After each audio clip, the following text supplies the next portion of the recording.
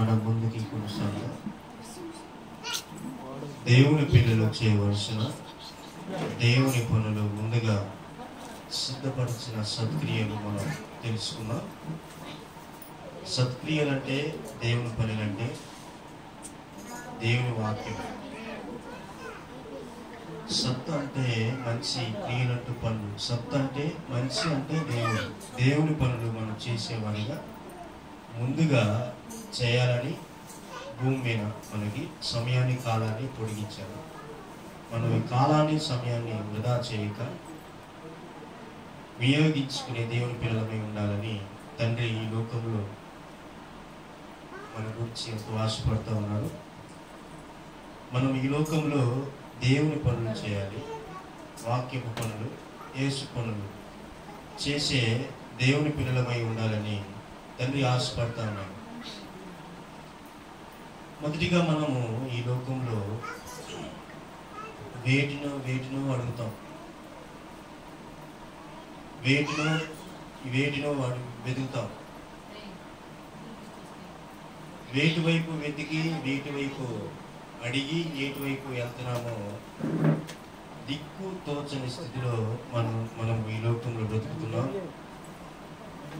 ఏ విధంగా బ్రతకాలి అనేది వాక్య భాగంలో నుంచి, ఏ విధంగా వెతకాలి, ఏ విధంగా తట్టాలి, ఏ విధంగా అడగాలి అని చెప్పేసి దేవుని మాటల నుంచి మనం ఆలకిద్దాం.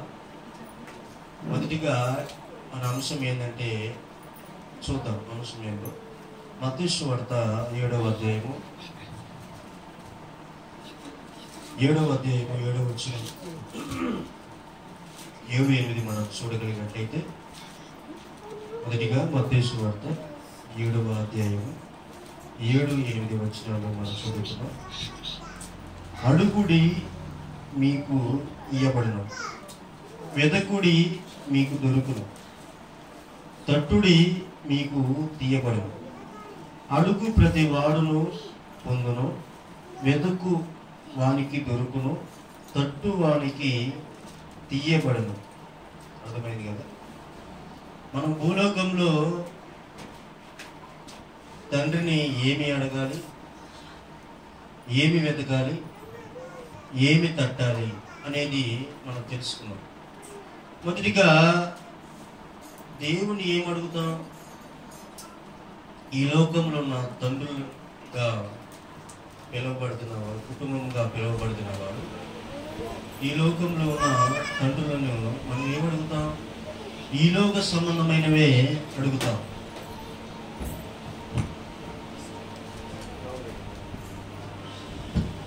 ఈ లోకంలో ఉన్న తండ్రులను పిల్లలుగా ఉన్న మనము ఏమడుగుతాం? తల్లిదండ్రులని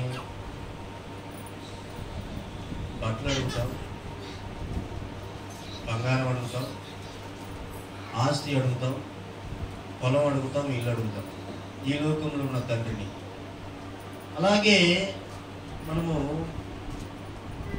ఈ లోకంలో ఉన్న తండ్రిని ఈ విధంగా అడిగితే, శాశ్వతంగా ఉండే పరలోకంలో ఉన్న తండ్రిని, నిత్యరాజ్యంలో ఉండవలసిన మనము పరలోకంలో ఉన్న తండ్రిని ఏమడగాలి? ఈ లోకంలో తండ్రిని అడగాల్సినవి ఏమిటో మనకు అర్థమైపోయినాయి. మరి పరలోక రాజ్యంలో ఉన్న తండ్రిని, నిత్యరాజ్యంలో మనం ఉండవలసిన అక్కడ తండ్రి ఉన్నాడు, అక్కడ తండ్రిని మనం ఏమడగాలి,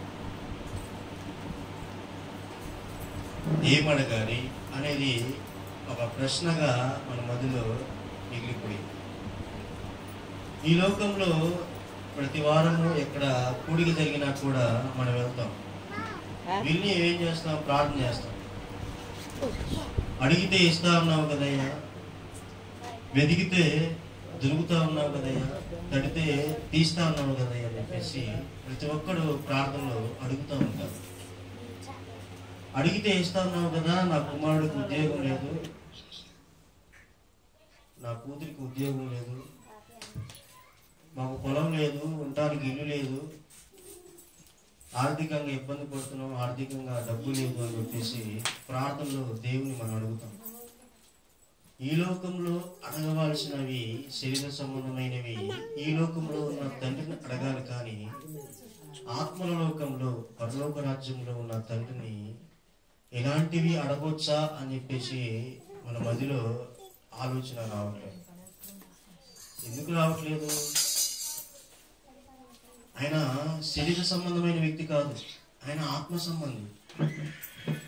తండ్రిని, పరలోకంలో ఉన్న తండ్రిని, యేసుని ఆరాధించాలంటే ఆత్మతో సత్యముతో ఆరాధించాలి. ఆత్మ అనగా పరిశుద్ధాత్మ, సత్యం అనగా ఆయన వాక్యం. ఈ రెంటిని తప్ప ఏదైనా ఆరాధించిన యెడల మనం అబద్ధికులం, అసత్యం ప్రకటిస్తున్నామని. వాక్యంతోనే ఆరాధించాలి. పాట పాడాను, పాటతో దేవుణ్ణి మహింపడుస్తున్నాం, ఆరాధిస్తున్నాం అన్నది చాలా తప్పు. నన్ను ఆరాధించేవారు ఆత్మతో సత్యంతో ఆరాధించమంటున్నాడు దేవుడు. ఆత్మ అంటే పరిశుద్ధాత్మ కలిగిన వారై, సత్యం అంటే తండ్రిలో ఉన్న మాటలు అనగా ఆయన వాక్యము మన మదిలో ఉండి వాక్యానుసారమైన జీవితం జీవిస్తే, వాక్యము తప్ప వేరేది మనం మాట్లాడి వాటి ప్రకారం మనం నడుచుకున్నట్లయితే అది నిజమైన ఆరాధన కాదు. వాక్యము అలాగే బోధించాలి తప్ప వాక్యం చెబుతూ మరొక అంశం చేసుకొస్తే అది అపార్థమైపోతుంది. ఆయన ఆరాధించేవారు ఆత్మతో సత్యంతో ఆరాధించాలి. వాక్యం చెప్పి ఒక ఆత్మ రక్షించటమే అది నిజమైన ఆరాధన. పాటలు పాడుతూ దేవుని ఆరాధించాను అనేది కరెక్ట్ కాదు. దేవుని దృష్టికి ఇష్టమైనది కాదు, దేవుని సంతోషపరిచేది అసలు కానే కాదు. దేవుణ్ణి అడుగుడి, వెతుకుడి, తట్టుడి అని చెప్పేసి వాక్య భాగం మనం చదివిస్తాం. ఏమడగాలి? పరలోకంలో ఉన్న కన్న తండ్రిని ఏమడగాలి? పరలోక సంబంధమైనే అడగాలి, ఈలోక సంబంధమైనవి అడగకూడదు. ఎందుకంటే మనం శరీర సంబంధం కాదు, మనము ఆత్మ సంబంధం. ఆత్మ సంబంధం వాటిని అడగాలి, జీవ సంబంధమైన వాటిని అడగాలి, పరలోక సంబంధమైన వాటిని అడగాలి. మనం ఈ లోకంలో చనిపోయాం. ఎప్పుడు? బాప్తీసంలో. బాప్తీసం తీసుకున్నప్పుడు మనం క్రీస్తులు ఏక శరీరం అయిపోయాం. క్రీస్తుని మనం ధరించుకున్నాం. క్రీస్తుని ధరించుకున్నప్పుడు క్రీస్తు లక్షణాలు మనలో కనబడాలి, కానీ వేరొక లక్షణాలు కనిపించినట్లయితే అది నిజమైన బాప్తీసం కాదు, అది పిచ్చి బాప్తీసం అంటారు.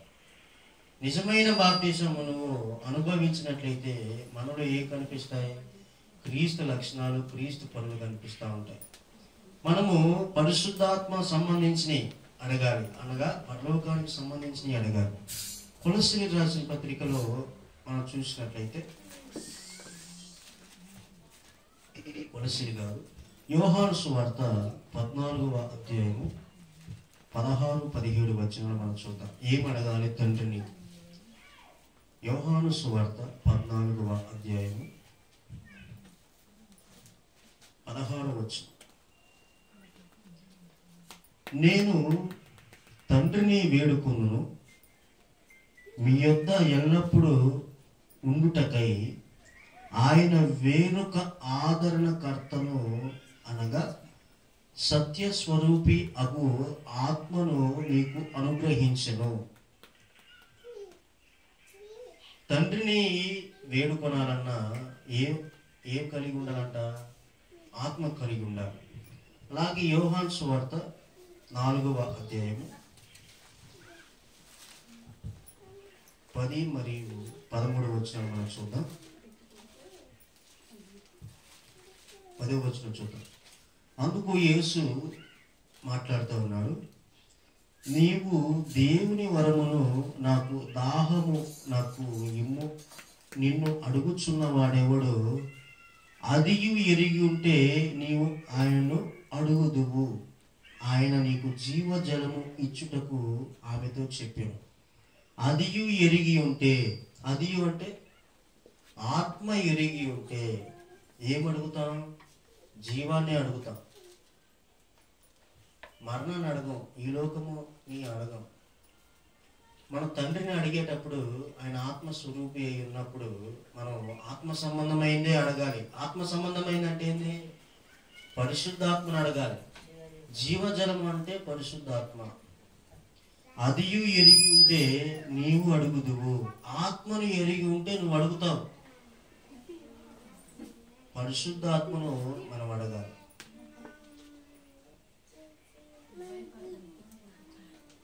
పరిశుద్ధాత్మ ఎవరో మనకు తెలిసి ఉండాలి. పరిశుద్ధాత్మను మనం ఎందుకు అడగాలి?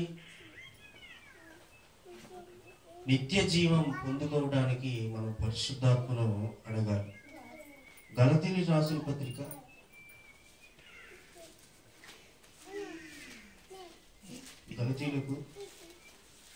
4వ అధ్యాయము 4 నుంచి 7 వరకు మనం చూద్దాం.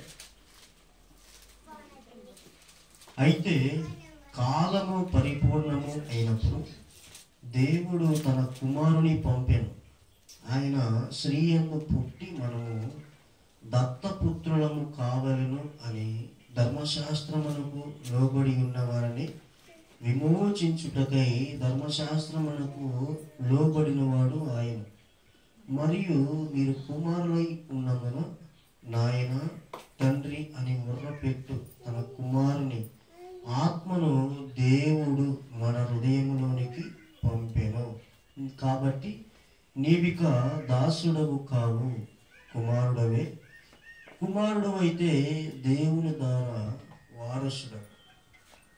ఇక్కడ కుమారునికి దేవుని ఆత్మ మన హృదయంలోకి పంపాను. ఎప్పుడు పంపుతాడు? దత్తపుత్రులము అయినప్పుడు. ఎప్పుడు దత్తపుత్రులం అయినప్పుడు? యేసులో బాప్టిజం పొందినప్పుడు. కుమారుడు అయినప్పుడు. దాసులము కాక కుమారుడమే. కుమారుడు అయితే మన స్వతంత్రమైనప్పుడు మనకి ఏమొస్తుంది? పరిశుద్ధాత్మ వస్తుంది. బాప్టిజం తీసుకున్నాక తండ్రి నీ అడుగు జాడలో నేను నడవాలంటే, నీ ప్రేమను పొందుకుని సువార్త ప్రకటించాలంటే, నీ వలి మేము జీవించాలంటే మాకు మీ ఆత్మను కావాలి అని చెప్పేసి మనం అడిగినప్పుడు దేవుడు మనకి పరిశుద్ధాత్మను అనుగ్రహిస్తాడు. అలాగే వెదుకుడి రెండో విధంగా. ఒకటి అడుగుడి. ఏం అడగాలి? మొదటిగా పరిశుద్ధాత్మను అడగాలి. రెండవదిగా వెతుకుడి. ఏ వెతకాలి మనం చూద్దాం. కొలస్సీయులకు రాసిన పత్రిక 3వ అధ్యాయము 1వ వచనం. కొలస్సీయులకు 3వ అధ్యాయం 1 వచనం మనం చూద్దాం. 1 నుంచి 4 వచనం మనం చదువుకుందాం. మీరు క్రీస్తుతో కూడా లేపబడిన వారైతే పైనున్న వాటినే వెతుకుడి. అక్కడ క్రీస్తు దేవుని కుడిపార్శ్వమున కూర్చుని ఉన్నాడు. పైనున్న వాటి మీదనే గాని భూ సంబంధమైన వాటి మీద మనసు పెట్టుకొనకుడి. ఏలయనగా మీరు మృతి పొందితిరి, మీ జీవము క్రీస్తుతో కూడా దేవుని యందు దాచబడి ఉన్నది. మనకు జీవమై ఉన్న క్రీస్తు ప్రత్యక్షమైనప్పుడు మీరును ఆయనతో కూడా మహిమ యందు ప్రత్యక్షపరచబడదు. ఇక్కడ వెతుకుడి. ఎవరిని ఎతకాలంట? పైనున్న క్రీస్తుని, పైనున్న దేవుని వెతకాలి. పైన దేవుడు ఉన్నాడు. దేవుని మాట మన ఎదుట జీవ గ్రంథంలో ఉంది. జీవ గ్రంథంలో ఉన్న మాటలను వెతకాలి. మీరు క్రీస్తుతో లేపబడిన వారైతే పైనున్న వాటినే వెతుకుడి. మన ఈ లోకంలో ఎన్నో వెతుకుతా ఉంటాం. ఈ లోకంలో వేటిని వెతుకుతాం? డబ్బుని వెతుకుతాం, ఉద్యోగాన్ని వెతుకుతాం, వ్యాపారాన్ని వెతుకుతాం, చదువుని వెతుకుతాం, ఎన్నెన్నో వెతుకుతూ ఉంటాం. కానీ మీరు క్రీస్తుతో కూడా లేపబడిన వారైతే, బాప్టిజంలో మీరు లేపబడిన వారైతే ఈ లోకంలో చచ్చిపోయాం, కానీ పరలోకంలో మనం బ్రతికాం. వెలుచూపున భూమి మీద ఉన్న విశ్వాసంలో మనం పరలోకంలో ఉన్నాం. మన విశ్వాస సంబంధమైన చట్ట ప్రకారమే మనం ఫాలో అవ్వాలి. ఈ లోకపు చట్టాలు మనం ఫాలో అవ్వకూడదు. ఎందుకంటే మనం ఈ లోకంలో చచ్చిపోయాం, శవాలం. ఈ లోకంలో వెలుచూపున చనిపోయాం. ఈ లోకపు చట్ట ప్రకారం మనం ఫాలో అవ్వకూడదు. మనం ఈ లోక సంబంధం కాదు, మన పరలోక సంబంధం, జీవ సంబంధం, వెలుగు సంబంధం, తండ్రి సంబంధం కనుక మన పరలోక సంబంధమైన వాటిని ఎందుకు వెతకాలి? మన ఈ లోక సంబంధం ఈ లోకపు వారం కాదు, మన పరలోక సంబంధం పరలోకపు వారం. మనం అక్కడ వారం, అక్కడ వైపు, అక్కడిని చూసి వెతకాలి, పైన వాటినే చూడాలి. కానీ భూలోక సంబంధమైన వాటి కోసం మనం ఆలోచించి వెతికే వారముగా, సాతాను పిల్లలుగా మనం ఉండకూడదు.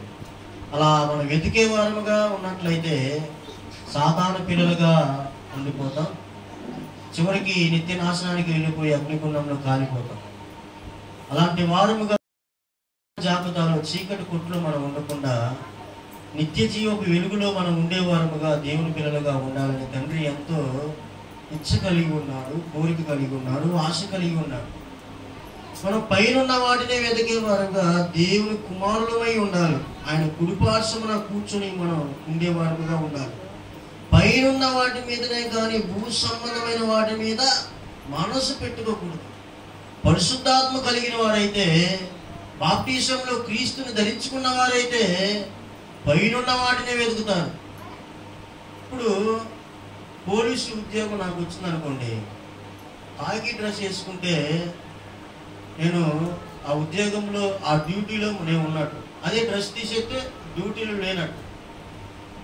కాకి డ్రెస్ వేసుకుంటే ఉద్యోగం, ఆ డ్యూటీలో పోలీసు ఉద్యోగం వచ్చినప్పుడు డ్రెస్ వేసుకుంటే డ్యూటీలో మనం పనిచేసినట్టు అర్థం మనం తెలియజేయబడుతుంది ఆ డ్రెస్ని బట్టి.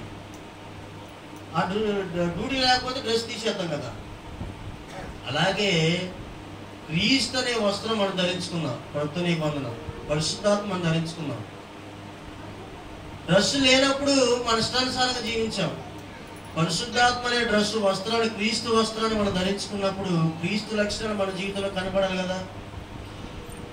అలా కనిపించట్లేదంటే, క్రీస్తు లక్షణాలు, క్రీస్తు మనస్సు, క్రీస్తు పనులు మనలో కనిపించలేదంటే మన క్రీస్తు వస్త్రాన్ని ధరించుకోవాలి. సాతాను వస్త్రం, ఈలోక వస్త్రం, శరీర సంబంధమైన వస్త్రాలు కానీ ధరించుకున్నాం. అందుకనే మనం శరీర వాటి మీదనే వెతుకుతున్నాం, తడుతున్నాం, తీస్తున్నాం.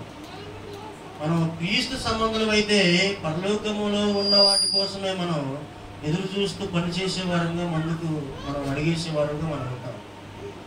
మనము జీవములో ఉంటాం. మీ జీవము క్రీస్తుతో కూడా దేవుని యందు దాచబడి ఉన్నది. మనకు జీవమై ఉన్న క్రీస్తు ప్రత్యక్షమైనప్పుడు మీరును ఆయనతో కూడా మహిమయందు ప్రత్యక్షపరచబడగలరు. మనం పునరుద్ధానంలో ఉన్నాం, జీవంలో ఉన్నాం, వెలుగులో ఉన్నాం, తేజస్సులో ఉన్నాం. మనము పునరుద్ధానంలో ఉన్నాం. ఎప్పుడు? క్రీస్తుని ధరించుకున్నప్పుడు పునరుద్ధానంలో ఉన్నాం. క్రీస్తు ధరించుకున్నప్పుడు పునరుద్ధానంలో ఉన్నప్పుడు యేసు క్రీస్తు చనిపోయాడు. ఎక్కడికి వెళ్ళాడు? పరదేశం నుండి పరలోకానికి వెళ్ళిపోయాడు. ఇప్పుడు క్రీస్తుని ధరించుకుందాం. మనం క్రీస్తుని ధరించుకున్నప్పుడు మనం ఎక్కడున్నాం? మరి క్రీస్తు ఎక్కడున్నాడు? ఎక్కడున్నాడు క్రీస్తు? పరలోకంలో ఉన్నాడు. పరలోకంలో ఉన్నాడు. పరదేశం నుండి పరలోకానికి వెళ్ళిపోయాడు. ఇప్పుడు మనం వెలుచూపున భూమి మీద ఉన్నాం, విశ్వాసంలో పరలోకంలో ఉన్నాం. క్రీస్తుని ధరించుకుందాం. మనం బాప్టిజంలో క్రీస్తు వస్త్రాన్ని ధరించుకున్నాం, కొత్త నిబంధన. అందుకనే మనం ప్రతి నెల ఏం చేస్తున్నాం? ప్రతి వారం ఆయన శరీరము, ఆయన రక్తం త్రాగుతున్నాం. ఎందుకు? ఆయన పాలివారయ్యాము, ఆయన వస్త్రాలు ధరించుకున్నాం, ఆయన పనులు చేస్తున్నాం కాబట్టి. ఇప్పుడు యేసు పరలోకంలో ఉన్నాడు పునరుద్ధానమై. ఇప్పుడు మనం పునరుద్ధానంలో ఉన్నామా లేదా? వెలుచూపుల భూమి మీద ఉన్న విశ్వాసంలో మనం పరలోకంలో ఉన్నాం. మరి ప్రతి వారం ఎందుకు మనం ఇలా ప్రార్థన చేస్తున్నాం? ప్రియమైన సంగమా, దేవుని బిడ్డలారా, ఈరోజు పునరుద్ధానం ఆదివారం కనుక మీరు పనులు త్వరగా ముగించుకుని దేవుడి సన్నిధానికి రావాల్సిందిగా ప్రభు పేట మీకు మనం చేస్తున్నాం అని ఎందుకు ప్రకటిస్తున్నాం అంటే, మనం పునరుద్ధానంలో లేము, ఉన్నామన్న భ్రమలో ఉన్నాం. అర్థమవుతుందా? మనం క్రీస్తుని ధరించుకున్నాం, క్రీస్తు పరలోకంలో ఉన్నాడు. మనం క్రీస్తులో భూమి మీద బాప్టిజంలో క్రీస్తు అనే వస్త్రాన్ని మనం ధరించుకున్నాం. ధరించుకున్నప్పుడు మన పరలోకంలో క్రీస్తు ఉన్నప్పుడు ఆయన ధరించుకున్నాం. మనం కూడా పరలోకంలో ఉన్నాం కదా. వెలుచూపున భూమి మీద ఉన్న విశ్వాసంలో పరలోకంలో ఉన్నాం. మనం పరలోకంలో ఉన్నాం, భ్రమలో ఉన్నాం. కానీ ఈ లోకంలోనే మనం ఉండి ఏం చేస్తున్నాం? క్రీస్తు లక్షణం మనలో కనిపించు. ఇప్పుడు 100 రూపాయల నోటు ఒరిజినల్ ఉందంటే ఫేక్, అబద్ధపు నోటు. అదే విధంగా 100 రూపాయల నోటు అబద్ధంగా సేమ్ దొంగ నోటు ఏ విధంగా ఉంటుంది? ఒరిజినల్ నోట్ లాగే ఉంటుంది. సాతాను వాక్యాన్ని చూపిస్తూ, ఈ లోకాన్ని చూపిస్తూ, దేవుని చూపిస్తూ, ఈ లోకపు అని వల వేసేసి కొంచెం దేవుడి వైపు కొంత లోకపు వైపు తిరిగితే మనము క్రీస్తులు ఎలా ఎదుగుతాం? ప్రతి వారము మనం ప్రకటన చేసేది ఏంటి? పునరుద్ధాన ఆదివారం ప్రారంభించబడుతుంది, మీరు త్వరగా సిద్ధపడి దైవ సన్నిధానానికి రావాల్సిందిగా ప్రభు పేట మనం చేస్తున్నాం అని ప్రపంచమంతా ఈ విధంగానే చెప్తా ఉంది. అంటే పెద్ద పెద్ద సేవకులు కూడా వాక్యాన్ని తెలుసుకోలేని పరిస్థితిలో ఉన్నారా? తెలుసు, కానీ తెలియనట్టుగా సాతాను ఏ విధంగా మార్చిందో చూసారా? ఒరిజినల్ నోటు ఏ విధంగా ఉంటుందో డూప్లికేట్ దొంగ నోటు కూడా అదే విధంగా ఉంటుంది. సత్యం చెప్తే సహించుకోలేరు, గొడవలు అయితే కొట్లాట్లు ఎన్నో జరుగుతూ ఉంటాయి. కానీ ఇక్కడ ఏం చెప్తున్నాడు దేవుడు? మీరు క్రీస్తుతో కూడా లేపబడిన వారైతే పైనున్న వాటినే వెతకాలి, పరలోకాన్ని వెతకాలి, జీవాన్ని వెతకాలి. అలా వెతికినట్లయితే పరలోకపు తలుపు తట్టితే తీస్తాడు.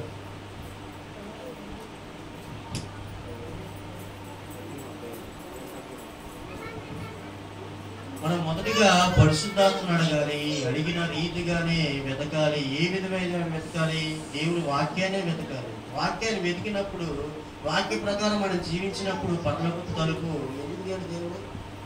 పరలోకానికి మనం ఎందుకు వెళ్ళాం? పరిశుద్ధాత్మ పొందుకొని వాక్యానుసారంగా జీవిస్తే మన పరలోకం మనం ఎందుకు వెళ్ళాం? యేసు భూలోకంలో 3.5 సంవత్సరాలు అదే చేశాడు కదా. తన సొంత పనులు, సొంత ఆలోచన చూసుకోలేదు. సొంత మాటలు ఎక్కడ మాట్లాడలేదు, దేవుని మాటలే మాట్లాడాడు. చట్టమే చెప్పాడు.